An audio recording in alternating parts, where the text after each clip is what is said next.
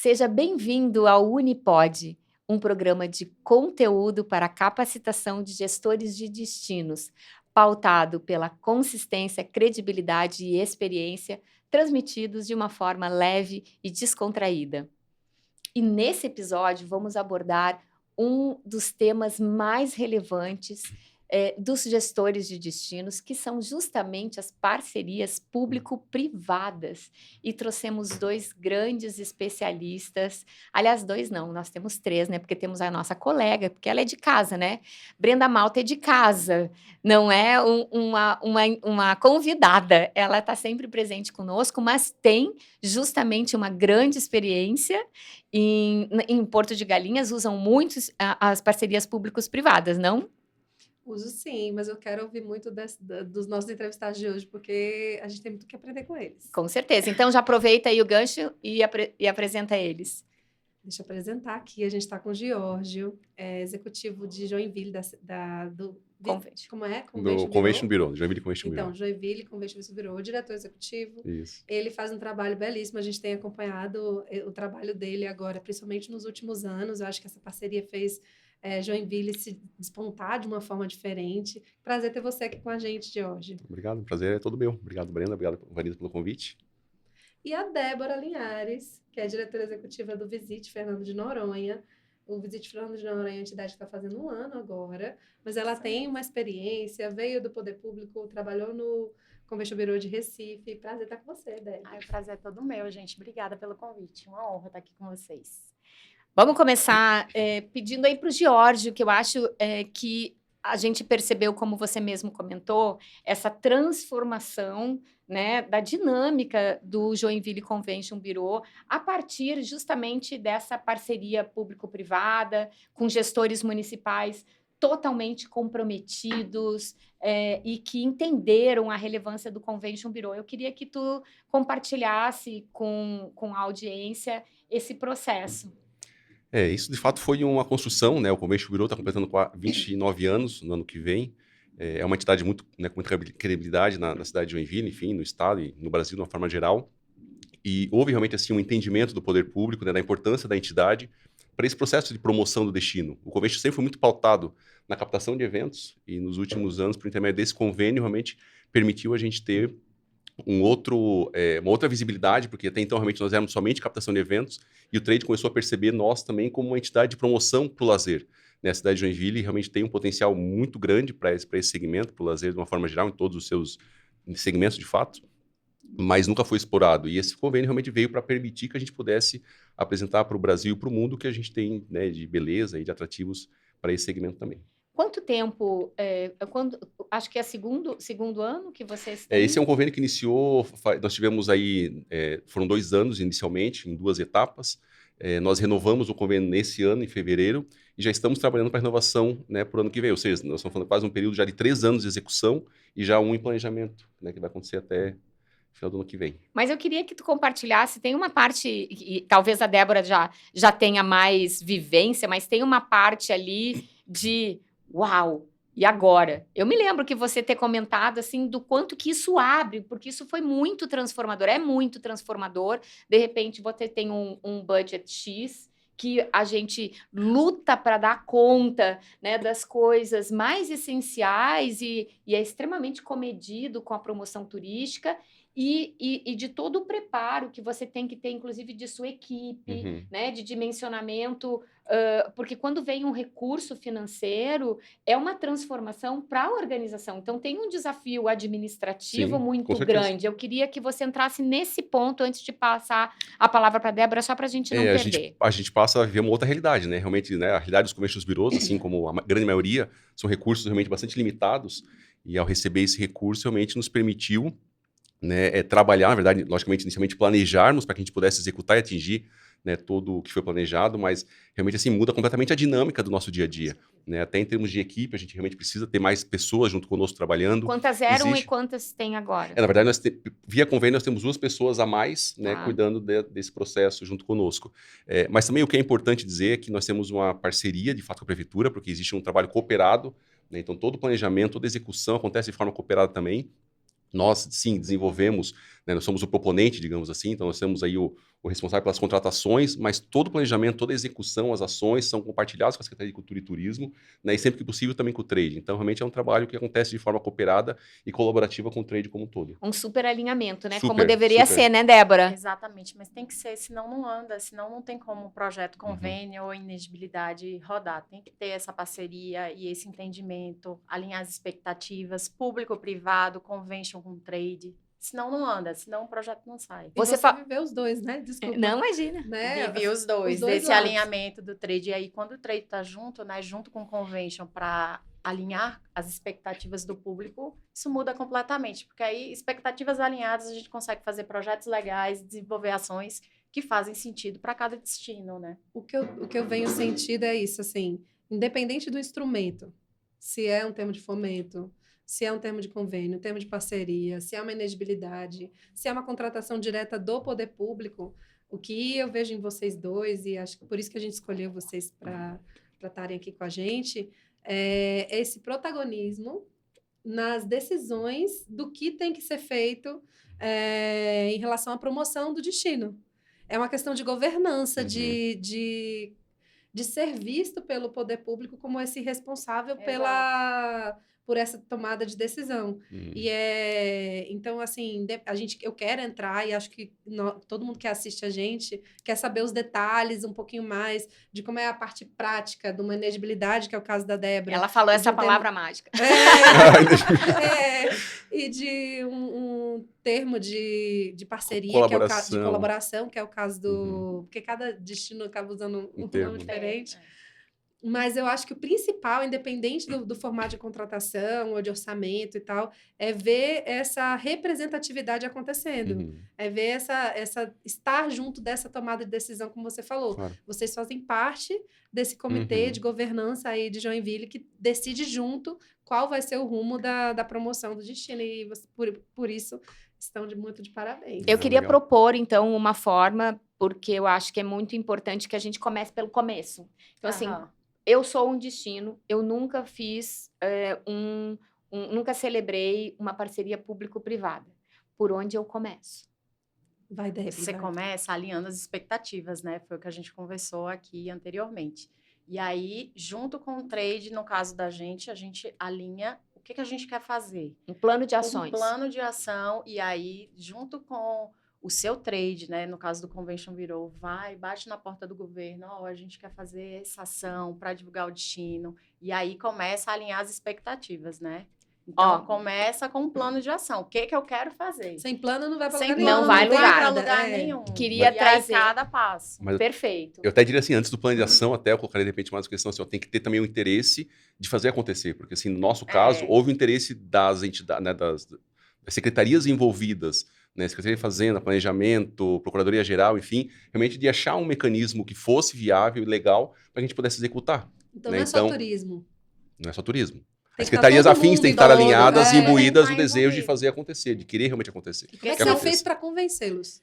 Na verdade, Dá um exemplo, há o interesse. vai, Na dá verdade, uma dica. É, verdade, assim, Jorge, compartilha. Pelo amor de É o Deus. sonho de consumo de todo na verdade, assim, destino. há um desejo, né? Assim, né, os convention de uma forma geral, são entidades apartidárias, né? Mas a gente tem que sim, que realmente tirar o chapéu para a gestão atual da Prefeitura de Joinville, onde o prefeito tem o desejo, ele tem essa visão realmente de turismo como desenvolvimento econômico. Então, diante disso, ele compartilha isso também com toda a equipe dele. Então, a equipe dele realmente está imbuída de fazer o melhor, fazer, né, as coisas acontecerem na cidade. Então, realmente, foi isso que acabou... Mas, Jorge, veja, eu vejo algumas gestões não utilizarem o convention como o Visit, como um instrumento para estar nesse caminho. Aí, não sei se você lembra, assim, um pouquinho de como é que você ganhou esse protagonismo de ser escolhido para estar junto nessas ações. Eu diria até, de repente, assim, a linha do tempo, ela é até recente, digamos assim, ela veio muito por conta da construção do branding da cidade, né? Com parceria com o Sebrae, em 2019, foi construído o branding da cidade, a marca Cidade de Joinville, e a partir dali a gente começou a se envolver realmente de uma forma que trouxe, integrar, trazer o trade, realmente assim, começar a compartilhar com todo o trade, com a sociedade, não só com o trade turístico, mas com as universidades, com a sociedade civil organizada, enfim, trazê-los realmente para essa construção do brand da cidade. A partir daí, a gente começou realmente a construir esse protagonismo, não só com o trade, mas com a cidade como um todo. E, basicamente, eu diria que esse talvez realmente tenha sido, né, a virada de chave para que a gente conseguisse, no segundo momento, né, ter esse despertar, digamos, do poder público para como Convention Bureau, para que a gente executasse essas ações. Eu A acho que marca do destino é sua. é registrada pelo Convention. Pelo Convention. Foi construída de forma coletiva, Sim, mas sim. hoje quem tem o registro é... Eu quero Faz pegar todo essa sentido, palavra mas- que você falou ali do despertar, né? Porque neste caso, vocês tiveram um ponto de convergência onde essa integração foi necessária para a construção do branding. Mas em alguns destinos isso não vai acontecer. E aí, como a Brenda tinha perguntado, como aconteceu este convencimento da prefeitura? E eu volto lá na essência da comunicação, né, de que se há alguma falha de comunicação, o problema é do comunicador. E eu quero trazer uma pauta que eu acho muito relevante, que eu vejo que ainda naquilo que eu testemunho do Brasil, não posso falar de fora do Brasil, isso não é síndrome de vira-lata, porque eu realmente não conheço a realidade dos outros países, mas aqui, no turismo, muitas vezes a gente se vende por uma ótica de oferta, não de demanda. Então, assim, ó, isto é o que eu faço. E você que tem a obrigação de gostar de mim, porque eu faço isso. E realmente, muitas vezes, a outra parte não se enxerga naquele processo da forma como você se apresenta, né? Isso vale, inclusive, para a demanda. Quando a gente recebe, a gente estava falando num outro episódio de visita de inspeção, você recebe uma pessoa que tem um evento específico e você mostra todo o seu centro de convenções. Ela só quer ver o evento dela. Não é sobre você, é sobre ela. Então, quando a gente traz isso para um cenário de público-privado, eu acho que muita parte de convencimento do poder público olhe sobre a ótica dele para fazer a sua apresentação. Exatamente. Não o que você é, mas como que ele pode se beneficiar da parceria com você, né? E eu não vejo muitas vezes esse movimento. Eu não sei se você está dizendo que concorda com esse posicionamento. Eu queria que você trouxesse um pouco desse conteúdo. Bom, eu vou puxar um pouquinho do histórico que eu tenho de vida do Convention de Recife. Tá. O Convention de Recife, prioritariamente, trabalhava corporativo, negócios mais. E, a partir desse entendimento, teve a parceria público-privada para patrocínio do Roadshow. Então, assim, o Convention não trabalhava lazer, e vamos trabalhar o lazer, a relevância do Convention com relação ao trade, de poder unir o trade para trabalhar o turismo de lazer na cidade do Recife, fez com que, de fato, existisse a parceria e aí teve a inegibilidade para a realização do Roadshow. Então, assim, é essencial, entendeu? Essa relevância, o Convention já era relevante no mais, mas a gente tem o trade junto com a gente, então vamos fazer dar certo para trabalhar o lazer. E aí aconteceu. Eu acho que o lazer, quando a gente traz a pauta do lazer, ela é mais democrática e ela é mais visível. Democrática em termos de utilização de atores, né? O turismo de negócios, ele é, de uma certa forma, elitista, porque você está trabalhando elitista no sentido técnico, tá? Não de poder aquisitivo. Você tem que estar com fornecedores extremamente capacitados, porque quem paga aquela conta é um CNPJ. E qualquer coisa que dê errado, são CNPJs que se relacionam. O turismo de lazer, nós trabalhamos com CPFs. E por ser CPFs, a margem de improvisação, ela é maior, né? Porque não tem tanto impacto se alguma coisa sair errada, não é um grande número de pessoas, é só para aquela pessoa. E isso, quando a gente traz para uma realidade de poder público, né, faz às vezes mais sentido, reverbera mais um investimento de uma ação de lazer que todo mundo vai enxergar e que é algo que está na compreensão dos conceitos normais de turismo, do que o turismo de negócios, que é mais obscuro, que é mais secreto. Eu não sei se vocês... o que a gente pode falar desse assunto, mas você estava comentando que justamente o pulo do gato é que hoje Joinville se vende como lazer. Se vende, mas é até um gancho dessa questão, de repente, é uma questão, de repente, do reverberar, né, em todas as frentes, digamos assim, um lazer. Por um outro lado, a mensuração ela acaba se tornando mais complexa. Com certeza. Né? Então, assim, a gente percebe agora, porque nós sempre fomos focados na captação, então a gente, né, assim como todos os demais conventions virou, captou um evento, você consegue fazer uma estimativa de impacto daquele evento na cidade. Exata. No lazer, você faz uma infinidade de ações, participa de várias feiras, Future Press Trips, mas Mas você não consegue mensurar. mensurar. Então, aí, inclusive, aí há a cobrança, né, por parte, né, inclusive do próprio convênio, prestar contas, tá? Qual é o impacto, qual é o retorno realmente de todas as ações que vocês estão desenvolvendo? Realmente está gerando impacto, está dando o retorno, né, que a gente esperava? É mais difícil a gente realmente mensurar, né? Então, a captação, ela tem esse viés a gente, né, Mais trabalhar, se fácil. envolver e realmente É. ter esse impacto mensurável. O que eu sinto em relação a como ganhar essa representatividade, essa força com o poder público, tem a ver com o quanto nós estamos unidos. O Exato. quanto que o nosso trade Uhum. está coeso e tentando trabalhar para um objetivo comum. Porque a entidade não é a equipe que trabalha nela. A entidade é esse grupo de empresários que está fazendo a coisa acontecer. Então, se esses empresários participam das ações, estão ali, porque eles juntos são o mercado que paga os impostos, que mantém os negócios e que faz o turismo acontecer naquela cidade. Então, assim, a entidade não é a equipe, a entidade é os associados. A entidade, quando você está falando, é governo. O Convention O Bureau. Convention. O Tá. Convention Bureau, então assim, Com certeza. o governo vai te olhar diferente se você Sim. está falando realmente em nome da... Porque você não fala só representativamente, é quando você demonstra essa força com a participação das empresas nas ações.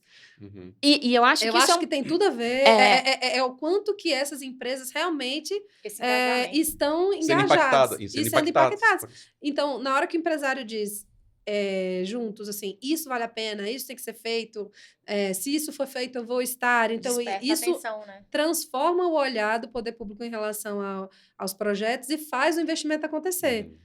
Por que não é feito investimento às vezes? Porque se é uma coisa só da institucional, sem um resultado prático, Não tem sentido. porque a feira não vale a pena. Eu acho que quem faz a feira é quem vai para a feira.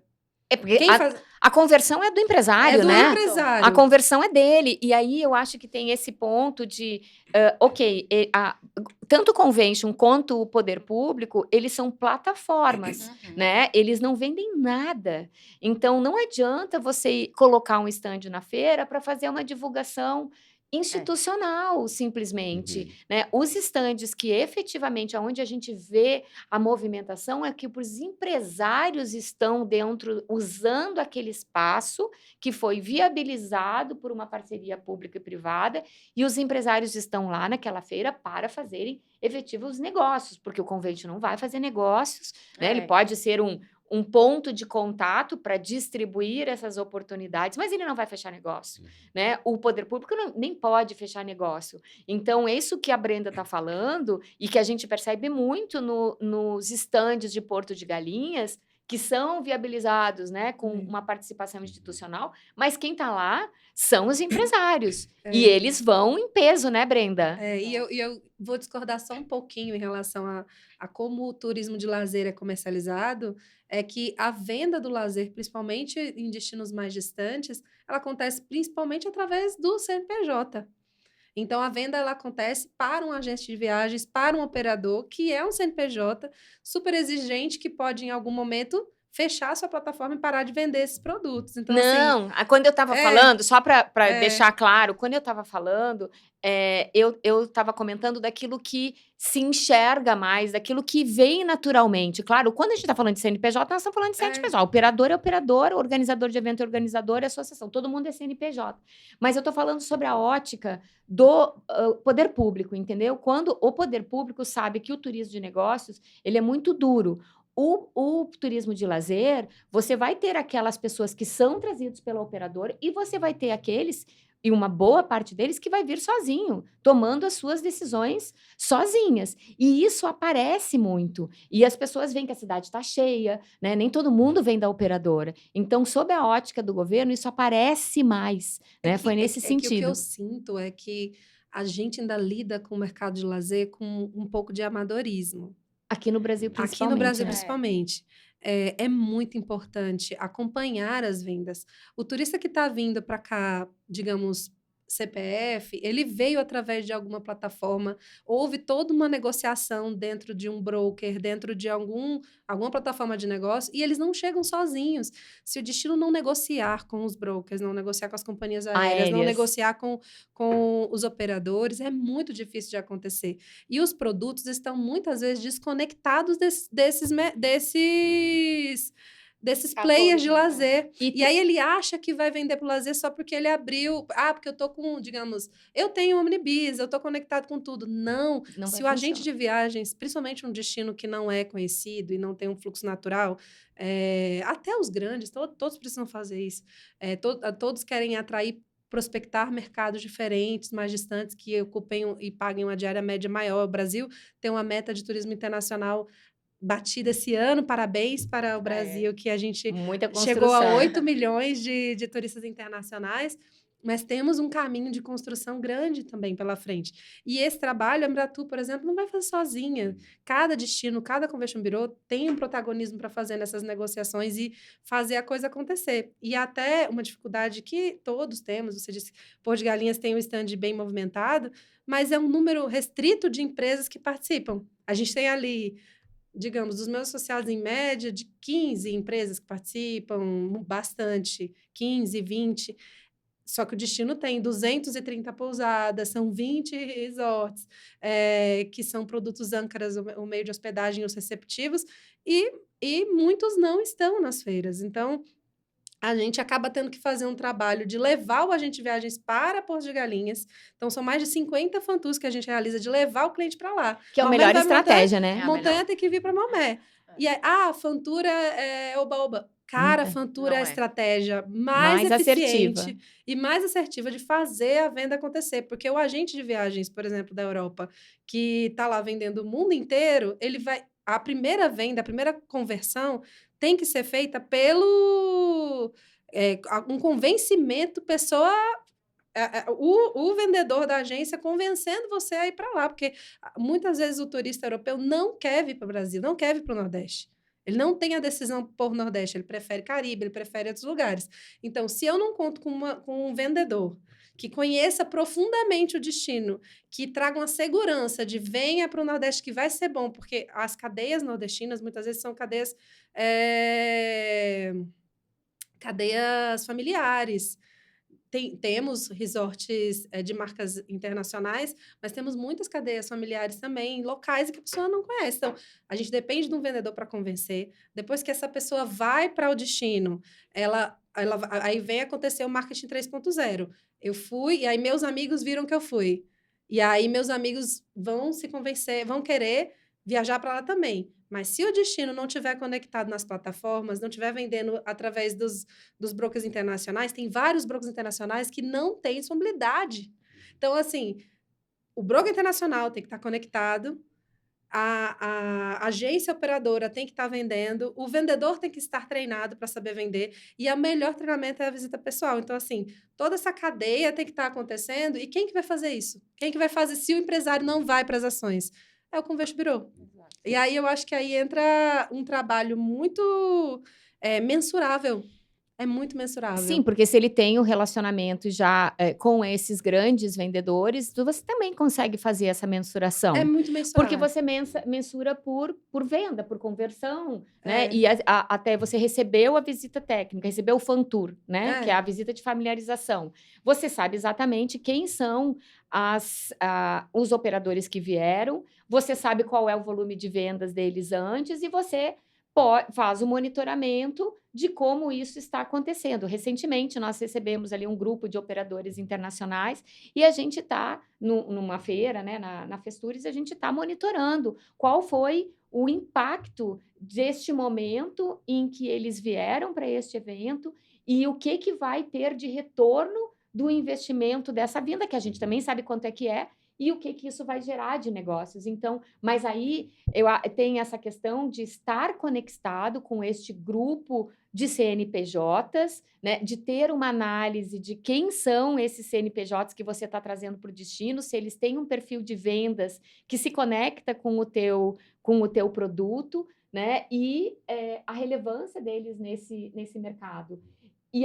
Mas eu acho, Brenda, que muito disso e vamos voltar lá na história dos Conventions Bureaus, os Conventions Bureaus começaram lá em 1896 para a captação de eventos. E aqui no Brasil, que a gente tem essa figura das secretarias municipais e estaduais e dos Conventions Bureaus, por esse histórico de começar na captação de eventos, meio que se convencionou que Convention Bureau cuida de captação, Secretaria de Turismo cuida de lazer. Isso era quase que uma regra quando a gente começou, não foi? Exatamente. Era isso. Aqui tu tem um olhar profissional e aqui tu não tinha esse olhar de estruturação do mercado do lazer, porque ele era institucional. Aqui tu tem um olhar comercial na captação e aqui tu não tinha isso. Eu não sei se tu vivenciou esse processo no início, que era essa divisão, e se você pode comentar essa Mas questão, Débora. totalmente. Acaba que o público cuidava, tinha uma entrega numa feira, era o que sabia, vou fazer uma feira e tá bom para o lazer. Mas não tinha essa preocupação técnica da importância e relevância de trabalhar o lazer de uma forma mais estruturada, mais estratégica até, né? E aí, os conventions trabalham muito bem isso para o MICE, mas o lazer deixou um pouquinho a desejar, né? E aí, acaba que hoje, a gente tem conventions, no meu caso, Noronha, a gente trabalha muito o lazer. A promoção do destino para o lazer. Então, isso é essencial. Eu não tenho uma secretaria de turismo no meu destino, eu sou um distrito estadual, então isso já dificulta. E aí eu trabalho muito com o governo do estado para me ajudar a desenvolver essas ações, e né? isso para nós é muito novo, porque assim, como eu comentei há pouco, né, nós estávamos muito focados somente na captação e agora a gente realmente mudou um pouquinho o rumo e começamos a trabalhar o lazer. E a gente começou a perceber que, de fato, o empresariado precisa estar junto nas ações, né? A gente estava comentando até há pouco também, as ações que a gente tem desenvolvido, participação de feiras, enfim, geralmente é institucional, é Convention Bureau e secretaria participando dessas ações. Né? A gente convida, inclusive, né, faz uma mobilização para os associados participarem, mas é muito difícil a gente realmente ter essa participação. E só vai haver conversão, venda, se for empresariado, porque o turismo é feito pelo privado, né? Então, realmente, esse é um desafio que a gente está tendo agora, né? Investindo muito recurso em promoção, mas ainda a gente não consegue mensurar justamente essa conversão, porque a gente não consegue ter o empresariado também junto. Né? Então, realmente, essas negociações que são feitas por eles, a gente não está conseguindo efetivar por hora. Né? Então, realmente, é um desafio que a gente tem ainda, né, para tentar... que teve isso, né, do lançamento da marca... Sim. E levando a marca do destino também acontecendo. Acho que são fases, né? Sim, consolidação São de marca. fases. Acho que é importante, porque assim, a gente tem ouvido realmente o Brasil todo falar de Joinville, e, de fato, a gente tem participado de várias ações, vários eventos pelo Brasil. Então, de fato, realmente é uma construção, né? E eu acho que realmente o próximo passo agora seria isso, de nós começarmos realmente a trabalhar dentro desse aspecto. Eu queria entrar num tema agora, assim, mais técnico em relação ao seu termo de parceria. Como é que ele funciona? Como é que ele é celebrado? Como é que as decisões práticas, assim, de uso do orçamento? Você podia dar umas dicas para a gente? Esse é um orçamento da Secretaria de Turismo e Cultura, ou seja, hoje a Secretaria não tem mais recurso, orçamento para promoção, ela repassa integralmente esse recurso para o Convention Bureau, né? Esse ano foi 2,5 milhões, no ano que vem já vai ser celebrado no mesmo valor. E basicamente o que a gente tramita, assim como qualquer outro convênio, né? Documentação e tudo mais, nós executamos um plano de trabalho também em conjunto, né? Definimos as etapas, as ações de cada uma delas. Tem chamamento para Não, esse? não tem, não. Por que não tem? Como é que... Basicamente quase uma inexigibilidade também. Quase, não tem bem esse termo, mas a gente acaba, né, a Procuradoria acaba justificando dessa forma, porque não existe outra entidade que possa fazer esse trabalho de promoção, né, em Joinville para Joinville. É a única de Joinville de promoção do destino, Justamente. então por isso é inexigível. Basicamente, a gente não aprofundou tanto nesse termo, mas basicamente essa também o critério, né, e realmente acaba... E você é dono da marca do destino também, do site, do portal oficial do Visite destino, Joinville, do site, do perfil do Instagram também. É todo nosso, Então, são evidências do que realmente nós somos responsáveis. E uma coisa importante também, assim, com a construção do brand, a gente conseguiu desenvolver um site que é o Visite Joinville, que hoje basicamente é o site da cidade. Se você for procurar qualquer informação sobre a cidade, ele vai te levar para lá. Inclusive, assim, até como forma de realmente de que os setores, os segmentos se apropriassem, a gente definiu, né, que alguns dos eixos que estão ali dentro são de propriedade, o conteúdo de propriedade desses nichos. Então, observação de aves é do COA, né, que é o Clube de Observação de Aves, cicloturismo do Pedala Joinville, a parte de inovação, do ecossistema de inovação. Então, assim, mais do que um site de turismo, é um site da cidade. A gente tem várias informações, então, realmente, hoje, basicamente, a gente concentra as informações da cidade num único canal. E, basicamente, é isso que tem realmente dado essa notoriedade também à nossa entidade. Tem uma questão da inexigibilidade, que, às vezes, em alguns destinos, tem outras associações que também trabalham com a promoção do turismo. Às Sei vezes lá, a BH. A BH, exatamente a que eu ia comentar. né? Porque a hotelaria é efetivamente o âncora, né? Muitas vezes foi como os conventions começaram, por meio de uma provocação à hotelaria. Então, a gente sabe que na cadeia do turismo, aquele que depende unicamente do turismo é a hotelaria, né? O restaurante, o próprio atrativo, os demais serviços, o próprio setor de eventos, ele vive daquilo que não é do turismo, né? A hotelaria não, ela precisa ter uma pessoa de fora. Então, isso muitas vezes justifica a BH ser mais protagonista que o convention, né? Mas o fato que distingue justamente o convention das demais associações é o fato de o convention representar a cadeia produtiva do turismo e não só um setor especificamente. Então, a promoção ela é mais abrangente para fins de governo municipal, estadual, é mais fácil de justificar porque você tem uma gama maior de atividades econômicas que você beneficia do que uma só. Então, muito do trabalho de inexigibilidade do convention em outros destinos que tenham protagonistas, né, de turismo ou de promoção que possam se enquadrar na promoção do destino, o convention tem esta vantagem que é a principal argumentação, né? Só que, claro, a gente tem que mostrar essa representatividade. Que o Jorge falou. Essa representatividade, né? Então, assim, eu sou eu represento, mas eu tenho ali pouco expressivo a minha diversidade, ou é pouco expressiva a quantidade, ou a quantidade que eu tenho não são dos efetivos protagonistas do destino. Então, a gente tem que realmente respaldar este critério de inexigibilidade, né? Mas vocês também usam, Brenda, eu já estou olhando que o diferente. Nome com R ali, R. Vocês também utilizam, Débora, esse mesmo argumentação baseada na inexigibilidade? Totalmente. Certo. Esse ano, o Convention tem um ano e a gente já conseguiu ter alguns projetos dentro de inexigibilidade para poder executar no Convention lá de Noronha. E é um guarda-chuva ou é por projetos? É um projeto único que a gente tem, essa parceria com o governo para executar, que é o Roadshow. Nosso Roadshow é por INEX, e aí junta tudo, relacionamento institucional com o governo, com o trade, né? Convention de Noronha, a gente tem 50 associados de vários segmentos, então tem uma representatividade para o destino muito grande, e isso é relevância, né? E a partir do momento que é relevante, então, há o investimento.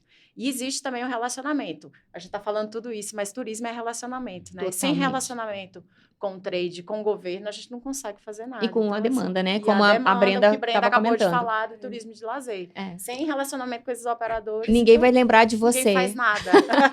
Ninguém vai entender você, ninguém vai lembrar de você, né? Nós trabalhamos com entidades de marketing de destinos, né? Nós temos que estar sempre na cabeça das pessoas e com uma informação fresca, interessante, o destino seja desejado, né? E a gente já está se encaminhando para o final, né, Brenda? Eu acho que a gente tem que fazer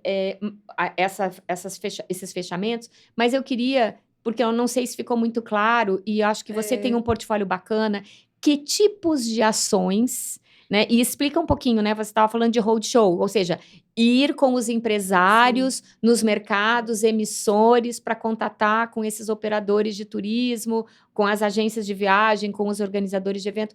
Vamos ser bem didático nesse finalzinho, tipo de ações que podem estar nesse guarda-chuva, e se precisar explicar um pouquinho, uma frase para contextualizar, pode ser? Começando por você e o restante vão complementando? Pode. Falando de Porto de Galinhas, né? Vou trazer meu case. Estava pensando em perguntar para a Débora, mas vou falar. A gente tem trabalhado com o termo de fomento, lá chama fomento, né? Diferente do Geórgio, e com inexigibilidades. A inexigibilidade a gente faz num projeto onde entram vários patrocinadores. Então, esse nome difícil é onde você registra a marca do projeto, e aí, a partir desse registro de marca e propriedade desse projeto, a gente vende patrocínio com a participação no evento, através de uma palestra, de um stand, de um espaço promocional. Então, é um patrocínio. Só que ele é inexigível porque ele é de propriedade do convention. Então, a gente faz seminário, a gente tem um summit, que é o Visit Travel, que a gente vai trazer educação para o mercado. A gente tem ações promocionais, que aí a gente faz uma campanha, tem uma campanha de vendas, onde tem o lançamento das reservas, tem o roadshow, tem uma feira que a gente faz lá em Porto de Galinhas, onde a gente leva os operadores, principalmente prospecção de mercados internacionais, mercados que a gente quer vender, e tem uma premiação que a gente faz dos maiores vendedores do destino, onde a gente vai medindo que operadores venderam mais ou menos, brokers, incumbents e tudo, e através dessa ferição a gente reconhece os 25 clientes que mais venderam Porto de Galinhas, no caso, os associados da entidade. Tá aí o mensurável. É mensurável. Por né? isso Tem que você fala com propriedade sobre o mensurável no mensurável. lazer. Mensuramos agentes, mensuramos operadores, mensuramos mercado de eventos e todo mundo que vende o destino. Então, todos esses projetos de inteligência, observatório, tudo pode ser comercializado para ter patrocínios. E o patrocínio do governo acontece através de um processo de inegibilidade.